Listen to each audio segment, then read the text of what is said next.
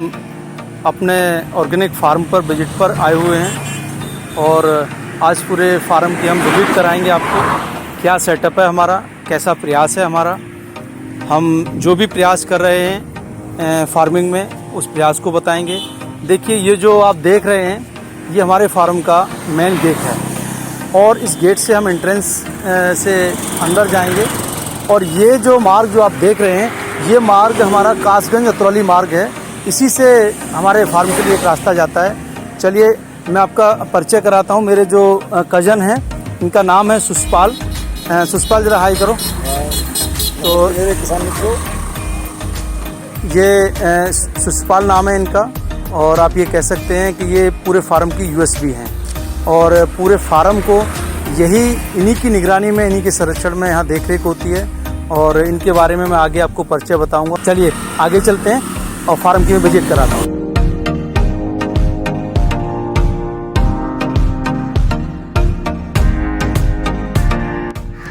ये देखिए, हम आ चुके हैं अपने बिल्कुल जो हमारा फार्म का सेंटर पॉइंट है। अपने फार्म का नामकरण किया हुआ है द एग्रो ऑर्गेनिका। आप ये एरो के माध्यम से ये देख सकते हैं कि हमारी ऑर्गेनिक फार्मिंग किधर है, फिशरी की यूनिट किधर है और ये पोल्ट्री की यूनिट किधर है। ये जो एरो लगा हुआ है इस साइड हम ऑर्गेनिक फार्मिंग करते हैं, आगे का जो एरो है इधर भी ऑर्गेनिक फार्मिंग है। और ये जो दोनों ये एरो हैं, ये मार्क लगे हुए हैं, ये हमारी लास्ट में फिशरी यूनिट है और ये पोल्ट्री यूनिट है। और ये दरअसल एक ऑर्गेनिक साइकिल ही हमने बनाने का प्रयास किया है। देखिए नेचर का क्या एक मज़ा होता है अपने आप में ही। देखिए मैं यहाँ खड़ा हुआ हूँ, जरा आप देखें, ये पपाया है और किस तरीक़ा से फ्रूट लगे हुए हैं। चलिए खैर आगे मैं आपको फार्म की विजिट कराता हूँ। ये मैंने बता दिया, ये जो पूरा जो वे जा रहा है सामने हमारा आगे अमरूद का बाग है और अमरूद के बाग से आगे थोड़ा एक कटहल का बाग भी और हमने लगाया हुआ है। और ये देखिए ये पूरा एक फार्मिंग नेचर वाला जो फील है और ये पूरा आपको मिलेगा। इधर आइए, देखिए मैं इधर से बताता हूँ आपको, आगे ले चलूँगा मैं यूनिट में। साथियों, मैं ये बताना चाहता हूँ, ये जो जहाँ मैं जिस जगह पर खड़ा हुआ हूँ ये क्रॉप आप देख पा रहे होंगे। आपको लग रहा है कि ये साइड में एक सूखी टहनियाँ जैसी खड़ी हुई हैं और नीचे कुछ बेल पौड़ रही है। ये बेल बेसिकली खीरा की क्रॉप है। हमने इस खीरा की क्रॉप को इसमें लगाया हुआ है। मैं इतना बताना चाहता हूँ आपको कि नीचे मल्चिंग है इसके, और इस मल्चिंग में पिछली क्रॉप में हमने एक पेड़ मक्का का लगाया था, एक शिमला का लगाया था। और शिमला और मक्का बीच में लगा करके उससे शिमला को ये फ़ायदा हुआ था कि इस मक्का के पेड़ों से उसका टेम्परेचर बहुत ही अच्छा मेंटेन हुआ, जिससे कि अच्छी एक क्रॉप आई। जैसे ही हमने शिमला की क्रॉप को हार्वेस्ट किया तो मक्का बची, मक्का को हमने हार्वेस्ट किया तो इनके पेड़ बचे हुए हैं। अब वो शिमला वाला जो पॉइंट बच गया है वहाँ पर हमने नर्सरी तैयार करके ये खीरा की क्रॉप तैयार की है। तो अब ये खीरा इसको इसके ऊपर पौड़ेगा और इस पर पौड़ करके बड़े फ्रेश इस पर अभी फ्रूटिंग आने लगी है इस पर, और वो फ्रूट आएंगे। इसके बाद हम टमाटो या बैंगन इस टाइप की क्रॉपों को भी इसमें हम डिज़ाइन करेंगे। बेसिकली मैं बताना ये चाह रहा हूँ कि इसमें back to back crop mulching के साथ आप लगातार 3 साल तक आप ले सकते हैं। इसकी जुताई नहीं करने की आवश्यकता आपको, इसकी निकाई नहीं करने की आवश्यकता। और ये जो इसकी नालियाँ हैं इनसे आप आसानी से कम पानी के साथ इनको आप तैयार कर सकते हैं। ये मेरा इसमें मेन कंसर्न इसको बताने का है। और ये बहुत अच्छी आपको अर्निंग देंगे, ऐसा नहीं है इसमें कोई पैदावार में कोई कमी आएगी। और मैं हमेशा कहता हूँ, एक बार फिर कहूँगा कि आप इसी प्रकार के जो मल्चिंग है, मल्चिंग का आप हमेशा उपयोग करें, इसको आप बढ़ावा दें। इससे आपकी कॉस्ट लागत जो है खेती में बहुत कम होगी। ये देखिए सामने ये हमारी एक नर्सरी तैयार की है हम, और ये बेसिकली नर्सरी स्क्वैश की नर्सरी है, जिसे कहीं कहीं जुगनू भी बोला जाता है या लंबा वाला कद्दू भी कह सकते हैं इसको इसी बात में। ये देखिए हमारी जो उस साइड पूरी तैयार हो चुकी है और ये जो नर्सरी है अंदर हमारे बहुत सारे पौधे इसमें ग्रो कर रहे हैं। और इसको हम साथ ही साथ पूरी मल्चिंग के साथ इस साइड पूरे एरिया में हम इसको लगाने का भी काम कर रहे हैं और इस वाले पार्ट में इस सबको हम लगा भी चुके हैं। ये बेसिकली स्क्वैच है और लंबा कद्दू जिसे कहते हैं जुगनू। चलिए अब हम आपको अपनी पोल्ट्री और फिशरी की यूनिट दिखाते हैं, आइए प्लीज़। पा रहे हैं, ये हमारी पोल्ट्री यूनिट है और यहाँ हम पूरा पोल्ट्री का सेटअप रखते हैं। यहाँ से अभी ये पिछले मंथ हमने हार्वेस्ट किया हुआ है इसको और अभी हमने नए बर्ड्स नहीं डाले हैं क्योंकि हमारे यहाँ एक पारिवारिक फंक्शन है तो वहाँ हमें स्पेस की आवश्यकता थी। बेसिकली ये पूरा हमारा जो सेटअप है, ये पूरा जो बगीचा है, ये लगभग 20 बीघा यानी 4 एकड़ के आसपास का इसका एरिया है। और जो यहाँ से जो लीव्स वगैरह जो यहाँ गिरती हैं, उन लीव्स को भी हम इकट्ठा करके और पोल्ट्री बीट को लेकर के और केंचुए लेकर के, गोबर लेकर के एक अच्छी क्वालिटी का वर्मी कंपोस्ट भी तैयार करते हैं। चलिए मैं दिखाता हूँ वर्मी कंपोस्ट के हमारे पास आगे स्टॉक में है। ये जो आप देख रहे हैं सामने, ये हमारी वर्मी कंपोस्ट जो स्टॉक की हुई है वो सारी यहाँ पर पड़ी हुई है। ये पूरा गार्डन, ये इतनी लीव्स यहाँ गिरती हैं, इन लीव्स का हम पूरा उपयोग वर्मी कंपोस्ट बनाने में करते हैं। इसको लीव कंपोस्ट भी आप कह सकते हैं। ये लीव कंपोस्ट को, इसी को हम ऑर्गेनिक खेती करने के उसमें उपयोग करते हैं। मैं वीडियो में आगे आपको बताऊंगा कि हमारी ऑर्गेनिक की जो 3-4 साल पुरानी जो प्लानिंग थी वो हम कैसे उसको आगे बढ़ा रहे हैं, कैसे उसको हम आगे ले जा रहे हैं और अभी इस साल की हमारी क्या प्लानिंग है उसके बारे में बताऊंगा। वीडियो को आप अंत तक देखते रहिए। चलिए अब मैं अपने फिशरी यूनिट की तरफ आपको लेके चलता हूं और मैं आपको दिखाता हूं कि मेरा फिशरी सेटअप क्या है और इसका हमारी फार्मिंग में क्या उपयोग है। आइए।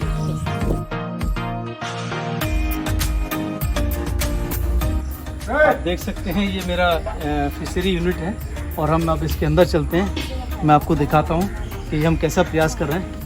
इस अंदर आइए और ये आप देख सकते हैं कि पूरी हमारी फिशरी यूनिट है और इन दोनों पॉन्ड्स को हम अभी दोबारा से हमने रिनोवेट किया है।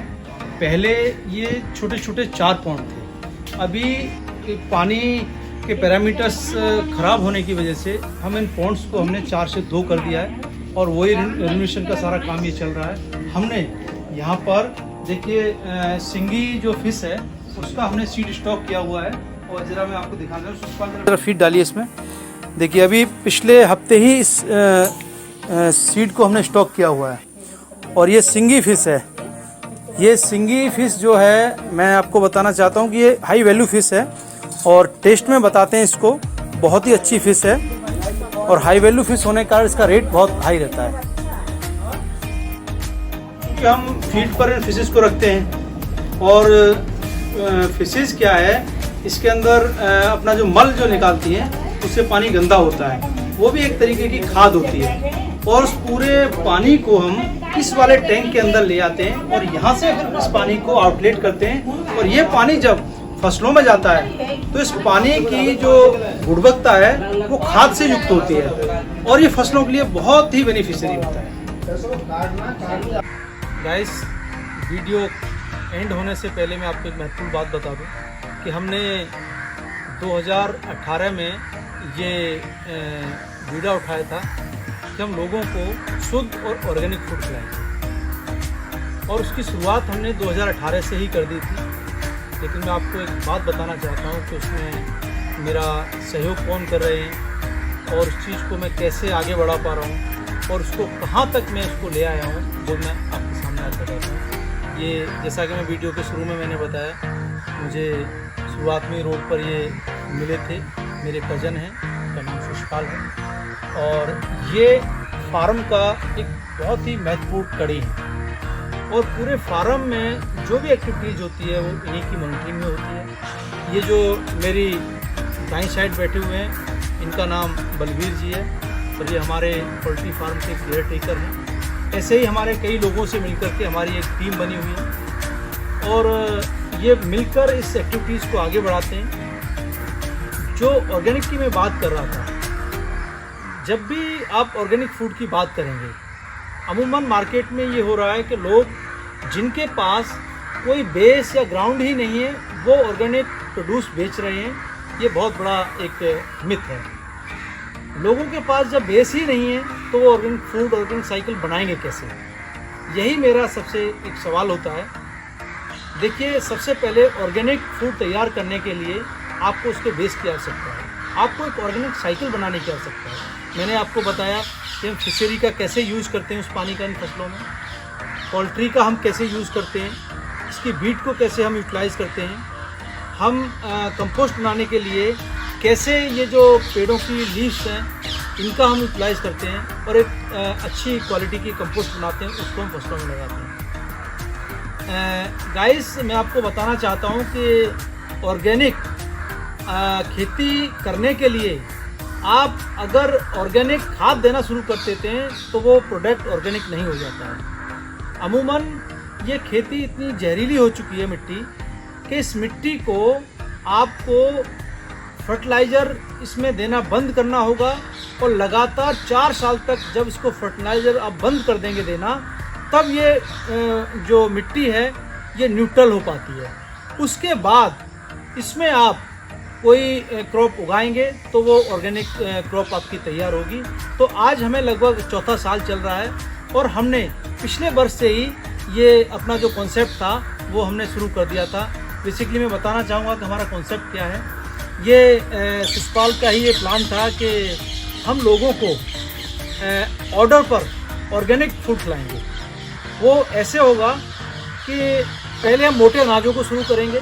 तो पिछली वर्ष हमने 5 बीघा यानी 1 एकड़ ज़मीन को हमने कवर किया और उस ज़मीन में हमने टोटली ऑर्गेनिक गेहूं की फसल की, क्योंकि गेहूं एक ऐसा खाद्यान्न है उसको पूरी वर्ष खाते हैं। तो हम एकदम से तो ऑर्गेनिक पर नहीं आ सकते, लेकिन धीमे धीमे हम प्रयास कर रहे हैं। तो पिछली बार हमने 1 एकड़ में गेहूँ उगाया था और अपने मिलने वालों को हमने अप्रोच किया, तो उसका रिजल्ट ये आया कि हमारा एक दाना गेहूँ नहीं बचा।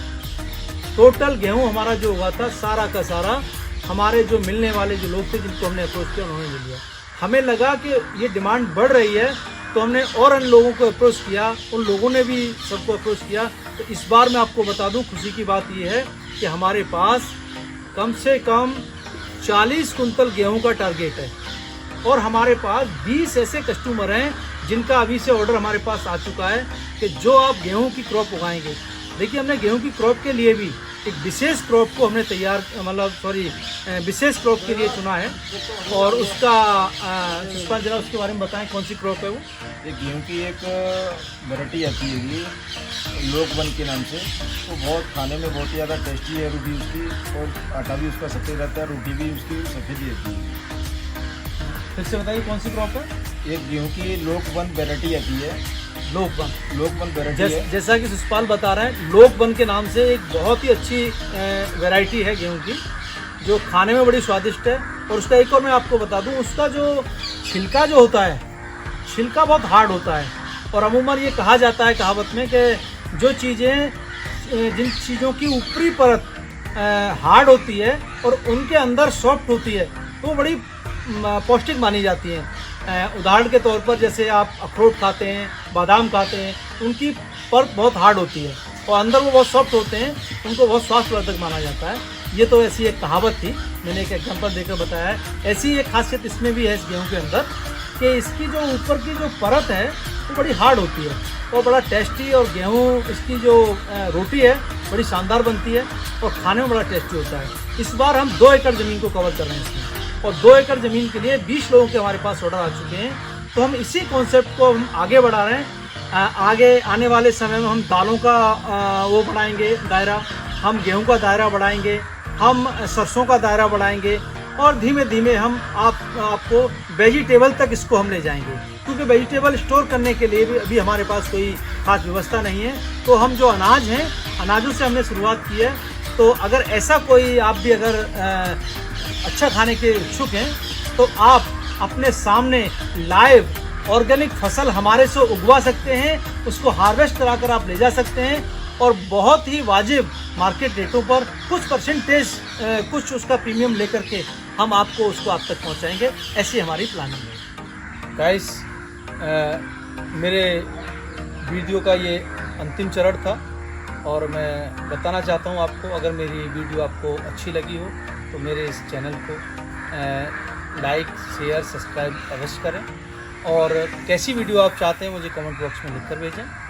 और मैं बताना चाहता हूं कि ये मेरा जो फार्म है ये कासगंज डिस्ट्रिक्ट के अंदर है, विलेज महावर, अतरौली कासगंज मार्ग पर है और कासगंज से लगभग 8 किलोमीटर दूरी पर है ये कासगंज अतरौली मार्ग पर। गाइस, इसी प्रकार मेरे वीडियो आप देखते रहिए और मुझे लाइक, सब्सक्राइब, शेयर करना ना भूलें ताकि आने वाली जो वीडियोज़ हैं उनका नोटिफिकेशन आप तक आसानी से पहुंच सके।